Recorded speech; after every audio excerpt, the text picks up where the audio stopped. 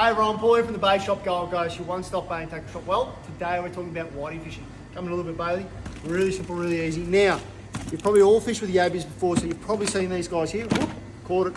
So there's a live bait bucket. They do come in 3 different sizes. That's a 5 litre, there's a 10 litre, and of course there's a 15 litre. These are really simple. If you haven't seen them before, you're gonna pump your yabies out in the sand, and then you're gonna put them in here, a little top lid like that, that opens up like so. And then when you finish pumping your yabies, you simply take that little doobie lucky there out, you dip it in the water, you change the water in the main bucket, and then you put them back into there like that. Really simple. And then when you're in the boat, you can also change the water really simple as well. And of course, there's a little hole in the top here, like so. That's for your aerator to go in, and there's a clip over here for it, so you put your tube straight down in there. Now, of course, you've got your beach worms. Now, something that I love doing with the beach worms is this stuff here. This is your red tube. So your red tube is what you can do with that. Put a little bit, about 1 inch on top. I'll actually get one of these guys here. So to give you an idea, if you look at that, I don't know if that's coming up in the frame.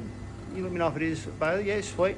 So it does 2 things. Makes your worm look bigger. We all want our worm to look a little bit bigger. And of course, gives a little bit of bite resistance. So that's really cool. That there is actually a pattern estuary. So I don't really use those guys here too much. I use what they call a running rig. So that's your sinker, then your swivel, a trace about yay long, and then a hook. Now the size hook I use, this is what I like using, is a size 4.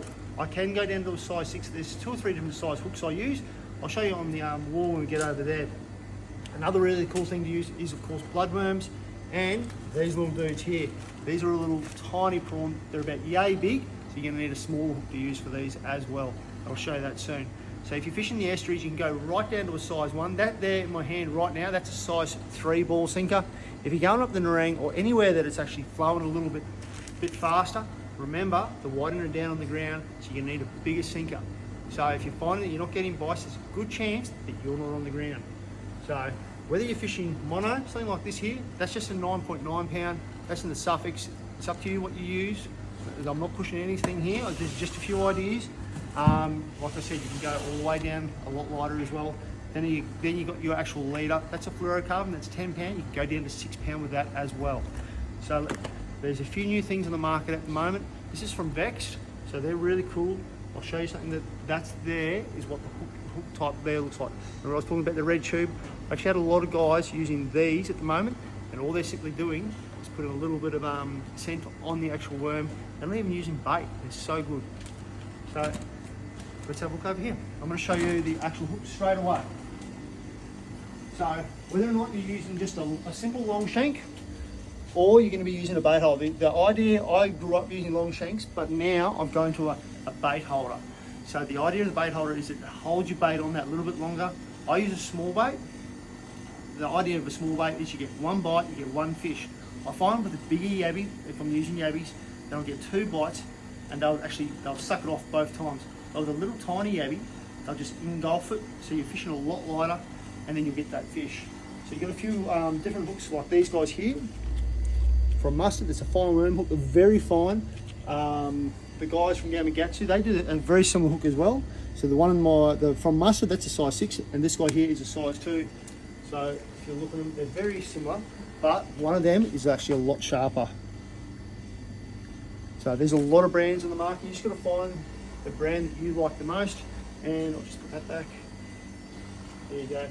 And now I was telling you before about using the prawns or little bits of bloodworm. These guys here, I think that's the 92661s. They're really good. The actual fish, if you are keeping fish, I'd suggest you using a little hook like this. So it's a short shank bait hold hook.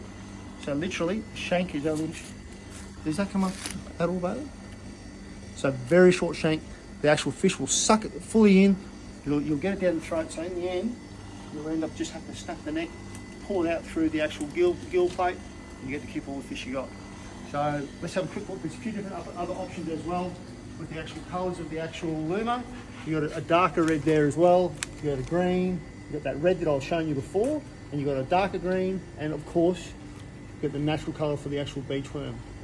So, and when you're looking actually at the Vex, you've got all these different variations of colours for the worms. Now, like I was saying, you can put a multitude of actual scents on there. You've got bloodworm, you've got prawn, you've got wasabi, but probably the biggest one that works the best is actually the bloodworm. Let's have a quick look at rods.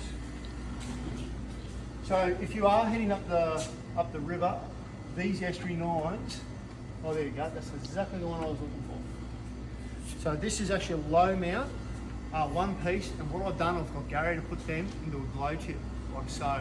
So they're a very soft rod, and a lot of guys do use those. I do them in a medium mount, which is for spin. So low mount, if you didn't know this, that's a low mount is for an LV. So that one there's a low mount as well. Another cool rod that I do install as well is these guys here, which is the Akuma feeder tip. So it comes with 3 different tips. So it is a 3-piece, but it also comes with 3 different tips as well. Can you just grab that tip in the so there we go, look at that, really soft action. So it comes with a 1 ounce, a 2 ounce, and a 3 ounce tip. They're all different colors. I don't know if we see that. So we've got a dark green, a white, and the one that's on there at the moment is a yellow tip. So very soft, really good. You're gonna see every single little bite. I'd probably suggest this more for fishing in the flats. So really good for garfish as well. So another rod from Akuma that I sell a lot of is these Barbarians. Is that the one? No, that's the heavy one. These guys here, that's the 8-foot. So I sell a lot of these too, very lippy, very nice. There's heaps of rods you can use. So what you're looking for is you're looking for something around the 1 to 3, 2 to 4, or 2 to 5, 7 through to 9 foot, and that's what you sort of need. Whoops, we just straighten that up a bit. And size 2.5 to 3,000 reel. And of course, we're looking at around 10-pound braid or 10-pound mono. I prefer to fish with mono. Now, a few of the reels that I do use, come through here, babe.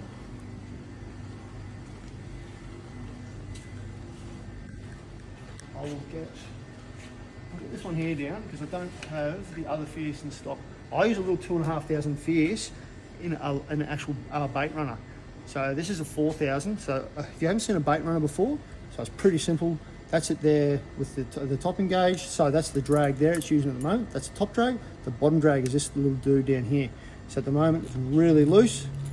So I watch the rod, the whiting picks it up or goes like that, and then I simply go like that, engages it, got the fish in. So you don't have to use these, I just prefer to use them. So, and of course that's a very big reel, I'm only using 2.5. So, now I've had a few people come in and ask about burley for the whiting. At the moment I don't have, oh yeah I do, there they are, whiting nibble. These guys here.